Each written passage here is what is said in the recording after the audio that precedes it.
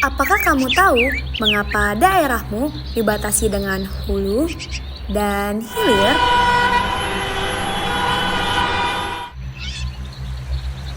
Dan mengapa ada banyak sungai di daerah sekitarmu? Yap, itu karena di daerahmu ada das atau daerah aliran sungai. Das adalah suatu wilayah yang dibatasi oleh punggung-punggung bukit Yang menampung air hujan, yang mengalirkannya ke saluran air, yang kemudian berkumpul menuju suatu muara sungai, laut, danau, atau waduk. Daerah aliran sungai terbagi menjadi 3 bagian. Yang pertama, daerah hulu. Jenis kegiatannya seperti wisata hutan, sumber daya hutan, dan RKL. yang kedua daerah tengah.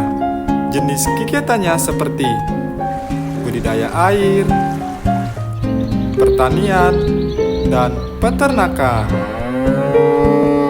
Yang ketiga, daerah hilir.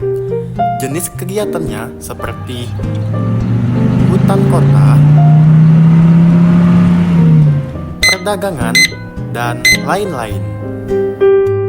ketika air itu mengalir ke hulu dan hilir, air tersebut mengalir melalui tingkatan-tingkatan sungai.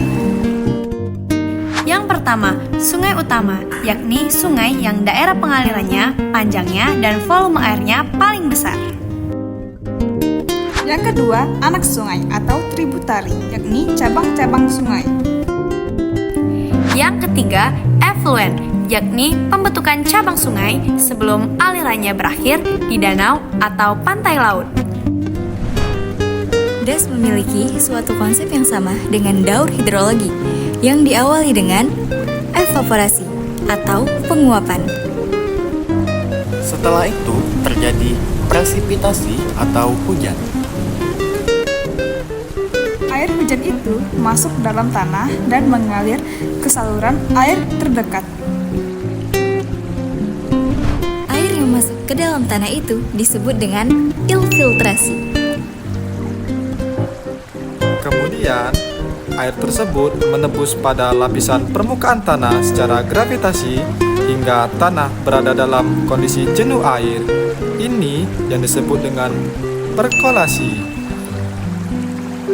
Setelah terinfiltrasi dan melalui proses perkolasi, air tersebut mengalir di bawah permukaan tanah menjadi aliran air tanah. Akibat dari konsep aliran sungai tersebut mengakibatkan das memiliki ragam bentuk seperti bulu burung, radial, dan paralel. Ragam bentuk das berpengaruh terhadap debit puncak hidrograf banjir effluent. Jika dilihat dari bentuk das yang memanjang, kurva hidrograf cukup landai. Sedangkan das yang melebar, kurva hidrograf banjir di effluent lebih tajam. Ada pula pengaruh lainnya yang bisa mempengaruhi debit puncak, yaitu luas das, topografi, tata guna lahan, dan geologi. Berikut sungai-sungai yang ada di dunia. Yang pertama, Sungai Amazon yang merupakan sungai yang terbesar di dunia. Lalu ada Sungai Kongo, Mississippi, Mahakam yang merupakan sungai terbesar di Indonesia. Dan ada pula Sungai Musi yang menjadi tempat berdirinya jembatan Ampera.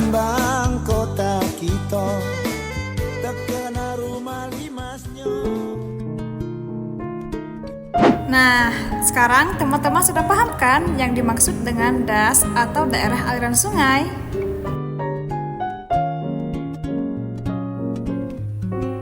Dari penjelasan kelompok kami mengenai das, dapat diambil kesimpulan bahwa das atau daerah aliran sungai merupakan wilayah yang dibatasi oleh punggung-punggung bukit.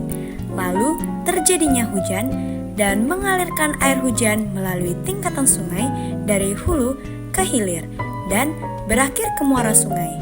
Serta skema sistem das tersebut dipengaruhi oleh banyak hal seperti bentuk das, luas das, topografi, tata guna lahan, dan geologi yang dapat mempengaruhi debit puncak aliran das.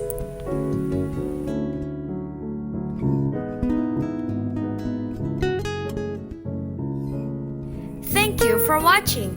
This video was presented by the 5th group.